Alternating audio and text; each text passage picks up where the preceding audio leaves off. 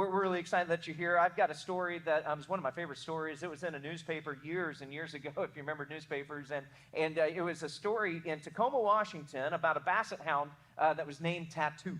All right? And so Tattoo didn't plan on going for a run that day.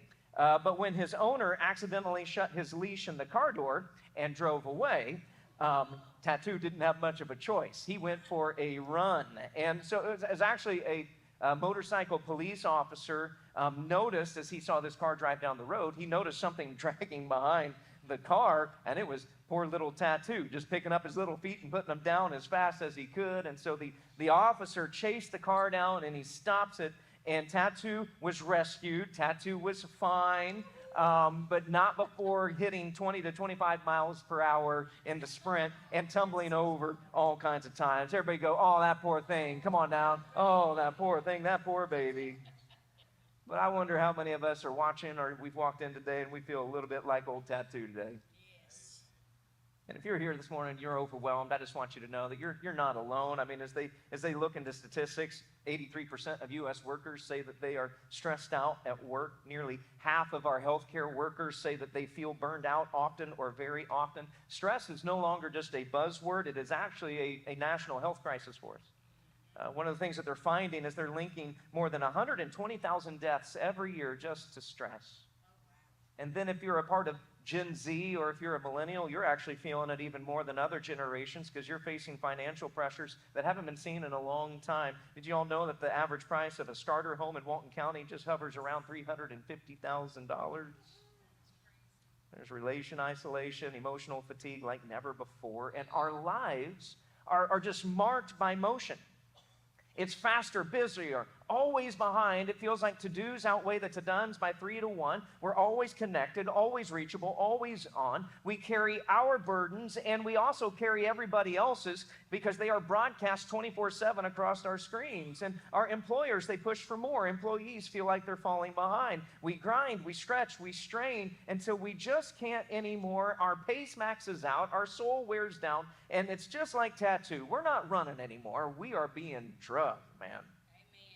Stretched to the limit, maybe even to the breaking point. But have you ever stopped to ask, is this what Jesus meant whenever he came and whenever he said that he came to give us life to the full? We're in week 2 of our series, Survey Says, and at Easter we asked you, what are the things that you're dealing with right now? What are some things that you could use some biblical teaching on? And of the 2,100 responses, one of the top ones that came back in was just, how do I deal with stress and burnout? What does the Bible have to say that? Because many of us just feel like we're running on empty. We're tired, we're stretched thin, and just wondering, is this how life has to be now? But we're also asking at the very same time, is there a better way to live? A way that's not just healthier, but a way that's more hopeful, more sustainable, and alive. And so let's just ask the question, what if Jesus actually offers us a way to live that is much better than the way that we are going about it? And so if you've got a Bible today, I want you to open up to Matthew chapter 11, and I want us to read one of the most relieving invitations that Jesus ever gave. And he gives it to people here in Matthew chapter 11 who, just like us, they are tired. They're physically tired, they're emotionally tired, they are spiritually tired, they are overwhelmed with pressure, expectations, they are uncertain about where they stand with God, and they are asking the question, is there a better way? And Jesus is about to give it to them and to us, and here is what he says, verse 28, he says this, "Come to me, all of you who are weary and carry heavy burdens, and I will give you," say it with me, "I will give you" what? Rest. "Take my yoke upon you. Let me teach you. Because I am humble and gentle at heart, and you will find rest for your souls. For my yoke is easy to bear, and the burden I give you is light." Now, this is only 4 sentences, but there's a lot there. In fact, let me just kind of categorize it like this. This isn't in your notes, but if you want to write it off to the side, here's one of the first observations I would make, is that Jesus names our weariness. He just names it. He says, all of you who are weary and carry heavy burdens. Now, he's talking to people who aren't just tired, but they are weary, right? You know that there's a difference between tiredness and weariness, because like weariness isn't just like I'm physically tired. Weariness kind of goes into I'm emotionally worn out, I'm spiritually worn out, I'm like in an existential crisis kind of worn out kind of place. And so if Jesus were speaking to an audience today, the audience would be a group of overworked professionals, anxious students, parents who are running on fumes because of the chauffeur business that they run out of their house, ministry leaders, church leaders who are on the brink. He says, come to me, all of you who are weary. And through the looking glass, Alice of Alice in Wonderland fame, she finds herself running along the Red Queen, but it says that no matter how fast they run, they stay in the same spot. And the Queen says this, that in my land, it takes all the running you can do to keep in the same place. Y'all, that's what life without God's rest can feel like, doesn't it? You run as fast as you can, and you just never move forward. And I think there's a lot of us, we feel that in our souls, because doesn't it just feel like sometimes we just need constant activity just in order to not fall behind? And so maybe we can use this as a metaphor. What Jesus is inviting is he's inviting all of us to get off of the treadmill. Because with Jesus, life is not this endless, pointless race. There is actually a destination, and there is rest along the journey. And so I love it that Jesus doesn't say, hey, all of you who are weary and carry heavy burdens. He doesn't go, so toughen up, suck it up, and just work harder. He acknowledges the weight. He acknowledges the weariness, because it's not made up. Friend, hear me. Jesus doesn't shame you for being tired. He just wants to meet you in your weariness. Here's the second thing I noticed. Once again, not in your notes, but if you want to scribble this down, is that Jesus offers rest. He offers rest. He says, come to me, and I will give you rest. Now, that's an interesting little phrase, because it is at the same time two different things. It is a command and an invitation. Come to me is a command. This is what you need to do. But it is also an invitation. You are invited to come to me. So it's a command and an invitation. So in other words, it's grace before performance. And so he says, come to me, come to me. He doesn't say come to a principle. He doesn't say come to a technique. He doesn't even say come to a doctrine. He says come to me, because Christianity, listen, if you're new to Christian faith, you need to understand this. It is always a person before it is a system. And so the solution that Jesus offers is not do more, but it's come to me. It's a relationship. And this is what makes Jesus different than Buddha or Muhammad or any other religious leader. Jesus doesn't offer pillars or steps. He offers himself. Because ultimately, true rest is going to be found whenever we are rightly related to God. Not performing for him, but living with him. Hey, here's the next thing that he says that I just wrote down. You can write this off to the side. Jesus carries what I can't. He carries what I can't. He says, take my yoke upon you. Now, you all are smart people. You guys know that a yoke is a wooden harness that would pair two animals together so they could share the load, or so they could plow. And it's kind of this like little paradox that Jesus says, I'm going to give you rest by giving you a yoke. Isn't that funny? Because it's kind of like, at first glance, it sounds like, well, that sounds like more work and more tiredness, not less Jesus. And so it's easy to hear whenever Jesus says, I'm going to give you a new yoke, to think, well, he's just giving me more things to do. But he's like, no, listen to me. He's like, I'm going to give you a different one. It's not a heavy yoke that you're not going to be able to carry. And he's not saying, I just want you to toss off every yoke that you have and just live life without a direction. He's saying, what you need is to yoke yourself to me. That's what you need. He's like, let me carry the load. Let me set the pace. Let me help you live a life of purpose, but let it be a life that is empowered by grace. So Jesus isn't adding burdens. He's replacing all the ones that we crush ourselves with. Performance, people-pleasing, legalism, self-salvation. Jesus acknowledges those are impossible to carry on your own. They're heavy, they're awkward, they're burdensome. And Jesus says, let me replace it with something else. Why don't you take my yoke upon you? One of the things they would do in ancient agriculture is that they would take a young ox and they would yoke it with an older, stronger ox. And so you would have the stronger ox bearing the weight, and the stronger ox is teaching the pace to the young one. And so you've got this little ox walking right next to this great big ox, and it actually isn't carrying the load. The big one's carrying all the weight. But this one's just walking alongside, just learning how to do it. And that's the yoke that Jesus invites us. He's saying, listen, I carry it. You just walk with me. He's like, you just take my yoke upon you. Here's the last thing, is that Jesus reveals his heart. He reveals his heart. He says, take my yoke upon you, let me teach you, because I am humble and gentle at heart. Did you know that this is the only place in the Gospels, Matthew, Mark, Luke, or John, where Jesus describes his heart? The only place. And he said, and what he tells us is like, I'm not harsh, I'm not demanding, and I'm not aloof. He says, I am gentle, I am meek, I am kind at heart. And so here is what the good news is. If you're here, you're burned out, Jesus doesn't stand over you with a whip, but he kneels beside you with compassion. That the king, the one who has all authority, he looks at us and he says, I am gentle and lowly. The one with the greatest power has the softest heart. I love what Pastor Dane Ortland said in his book, Gentle and Lonely. He said, Jesus is not trigger happy.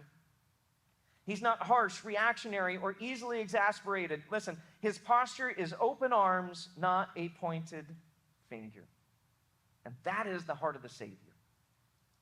And if that's who he is, friend, hear me. Maybe we shouldn't be so afraid of approaching him whenever we're worn out. Come to me, all of you who are weary and carry heavy burdens, and I will give you rest. Take my yoke upon you. Let me teach you, because I am humble and gentle at heart, and you will find rest for your souls. For my yoke is easy to bear, and the burden I give you is light. Man, what Jesus says here is just absolutely beautiful. And there are probably times in every single one of our lives that we hear that, and we're like, I know it's in the Bible, but man, that just sounds too good to be true. Because the idea of rest or peace or an easy yoke, that is not what life always feels like, is it? Because there's a lot of us, we've just been running full out. Our foot's been on the accelerator. Our leash has been stuck in the door, and we've been drugged behind, and we have no rhythms, no rest, and we have been ignoring all of the warning signs in our life, the emotional, the spiritual, the physical warning signs, and we thought that we could handle it.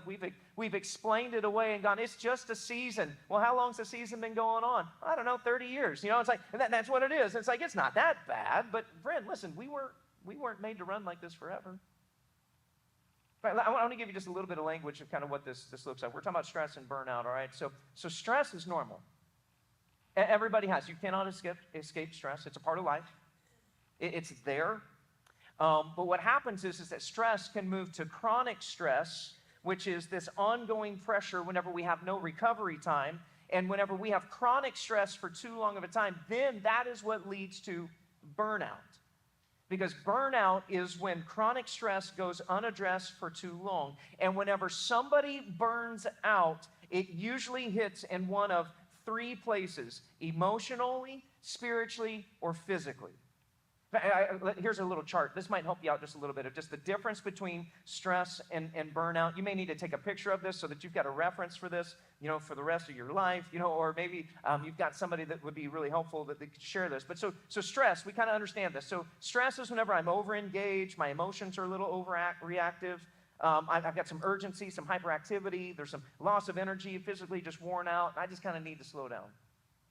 But whenever stress becomes chronic and chronic stress becomes burnout, that's what leads to I'm just now disengaged. I've blunted my emotions. You know, I've got this detachment thing going on. I've got a loss of hope. I have no motivation. There's an emotional wear. I can't even start up. So if stress is I need to slow down, then burnout is I can't get going again, right? And so for some of us, maybe this hits hard because you're just kind of realizing like, man, I'm not just tired, I'm empty, man.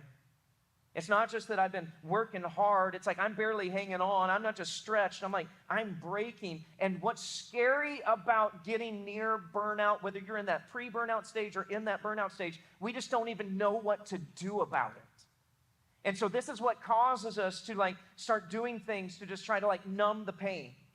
It's like, I'm just going to numb it. Or maybe we try to ignore it. Or maybe we're going to hide it. Some of us, we're just insane because it's like, what do we do whenever we're burnt out? It's like, well, I'm just going to work even harder because maybe working harder will get me out of this. Or it leads to over drinking. It leads to more scrolling or blaming. And what happens is we mask and we mask and we mask until something eventually gives and it breaks. But friends, hear me. What if the thing that is breaking you is what Jesus came to rescue you from? So, how do we respond to this invitation from Jesus. I want to give you 3 rhythms that can help move us all from the stress and burnout phase to rest, not through performance, but through encountering His grace. So rhythm number 1, we'll call it this. It's learning to pause and pay attention. Learning to pause and pay attention. Everybody say, pay attention. Pay attention. That's what we're going to do.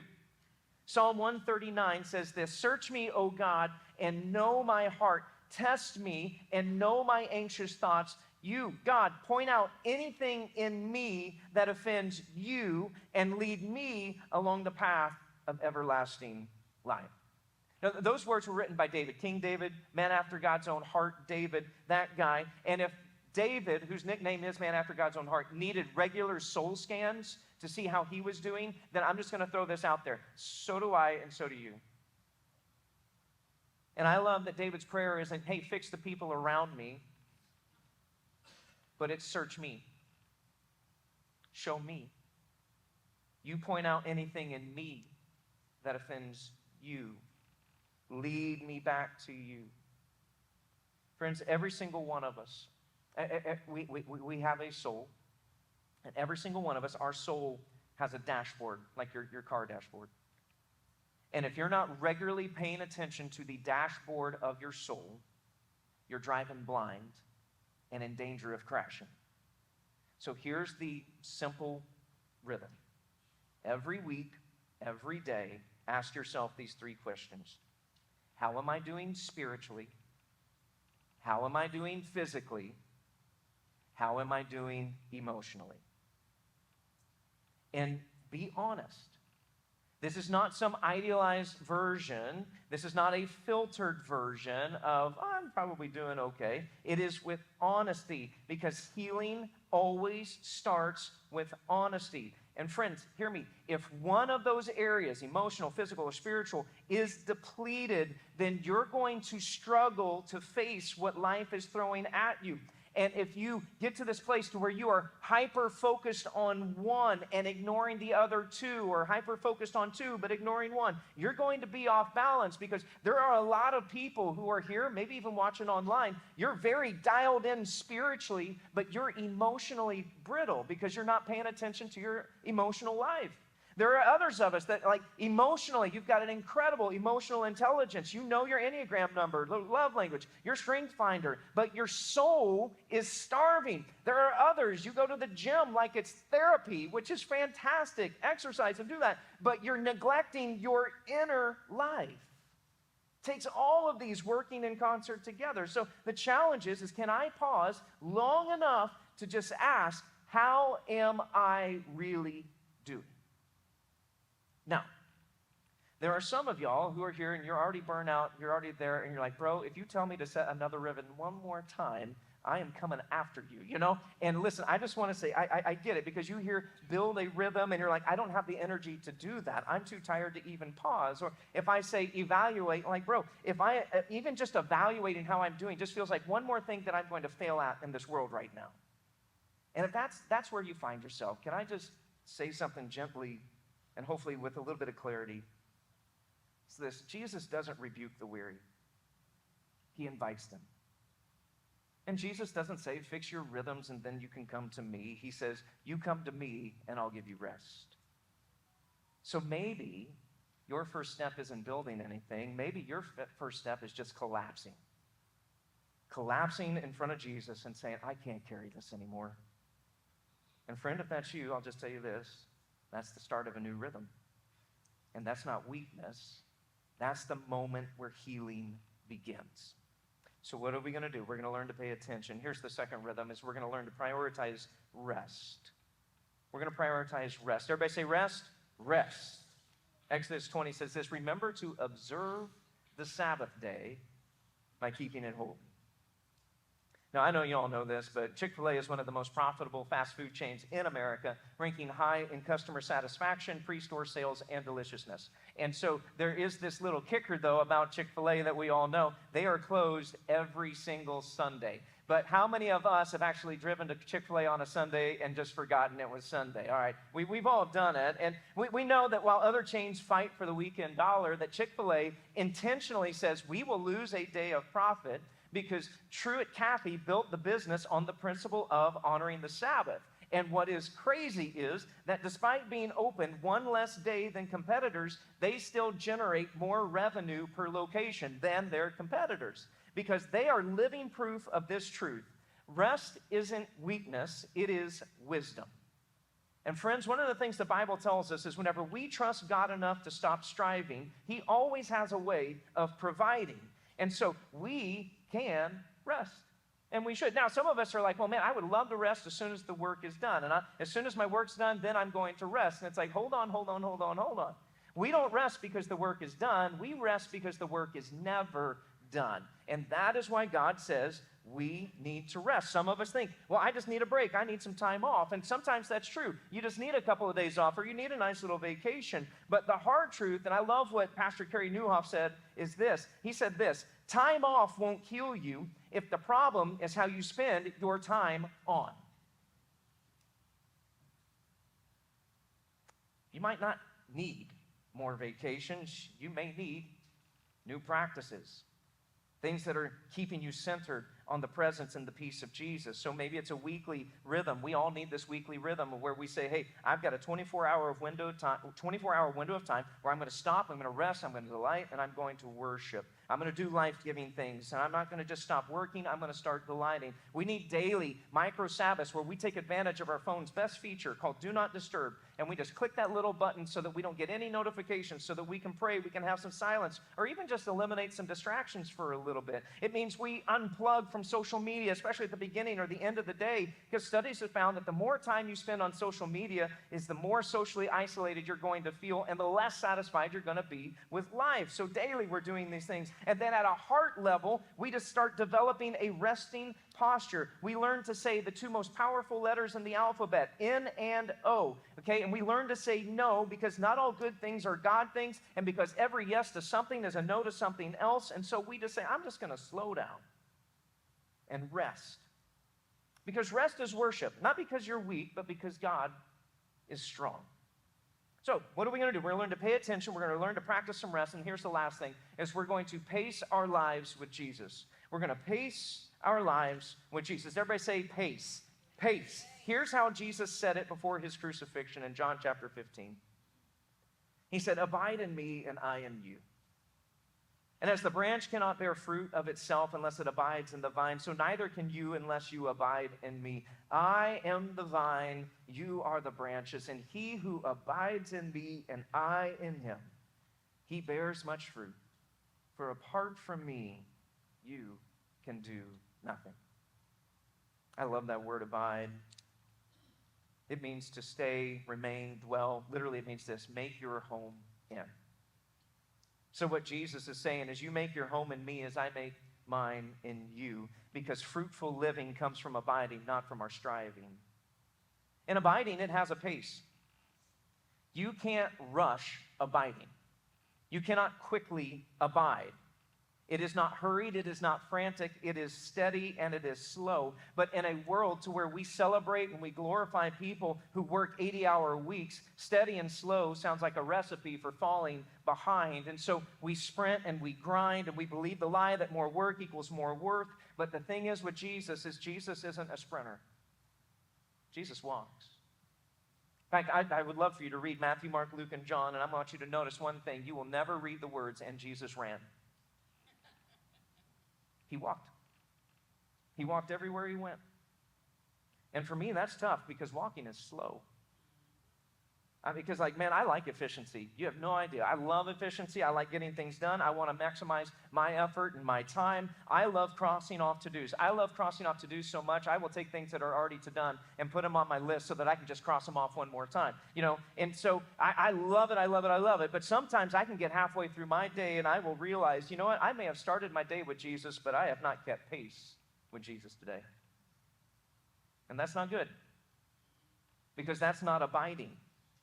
And if we're going to take on his yoke, that is agreeing to let him set the pace to where we say, Jesus, I am going to walk with you, not ahead of you. And so some of the things that it means that we're going to have to start doing is like we're going to have to start building more margin into our life if we really want to abide. And so we're going to add some space in between our meetings. We're going to drive without the radio on or a podcast going. Maybe we take a walk without our phone so that we can just let it be time to breathe, to pray, to recalibrate. Maybe it's just you're going to have like an internal speedometer going on in your soul, because here's what I know about me. Sometimes even whenever I'm still, my soul is still racing. And so just asking that question, am I abiding or am I striving? And then it's just simply just saying, I'm going to trust the pace. If Jesus walked everywhere, if Jesus was super busy but never in a hurry, then maybe I can be busy and not in a hurry as well.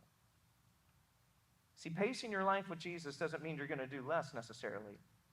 It means you're going to do more of what matters with the one who matters the most. So how do we step into this invitation that Jesus offers us? Well, we learn to pause and pay attention. We learn to practice rest, and we learn to pace our lives with Jesus. Because here's the bottom line. To those of us who are weary and heavy burdened, relief begins with surrender. Whenever we surrender to Jesus and say, Jesus, I want to take your yoke upon myself, and I want to walk with you. So my challenge to us this week would be, let's spend some time and let's audit our schedules. Let's get the calendar out. Maybe it's a paper calendar. Maybe it's your Google Calendar, your iCal, or it's on your phone, on your iPad. And let's just audit the schedule. What's going on? Where is the margin? Where's the rest? What does your pace look like? I mean, are you just always on the go, on the go, on the go? Maybe there's some good things you needed to say no to because they're getting in the way of God things. But audit your schedule. Because you weren't meant to live burnt out and buried. You were made to live in a relationship with Jesus that allows you to find rest for your soul. Not just a nap, not just a vacation, but like soul deep, life-renewing rest in Jesus Christ. And so this morning, here is the invitation. Come to Him. If you're weary today, and if you feel like you're carrying more than you can handle, fight the temptation to cram it down. Fight the temptation to fake it. Fight the temptation to explain it away. Fight the temptation to say, this is mine alone to carry all by myself. No, today you can say, I want to lay it down, because the Savior who spoke the stars into existence is the same one who says, come to me. I'll give you rest. For some of y'all, that might mean coming to Him for the very first time, and where you're going to find rest is by putting your faith in Jesus Christ and being baptized into Him. For others of us, maybe you've known Him, but you've come into this place today and you're worn out from running. Friend, today is the day to stop sprinting and start walking with Him again. Either way, wherever you are, I'm going to pray, we're going to sing a song, and as that song is going to be going on, our prayer partner is going to be right down here at the front. And if you're tired, worn out, heavy laden, heavy burdened, and you need to find some rest, come find one of them. I'd love nothing more than to pray with you today, that you would experience the rest that comes from walking with Jesus. So Jesus, today, that is our prayer, that we would come to you. We would take your yoke upon ourselves. We would experience your humble and gentle heart, your compassionate heart. We would receive your rest today. Pray that in your wonderful name.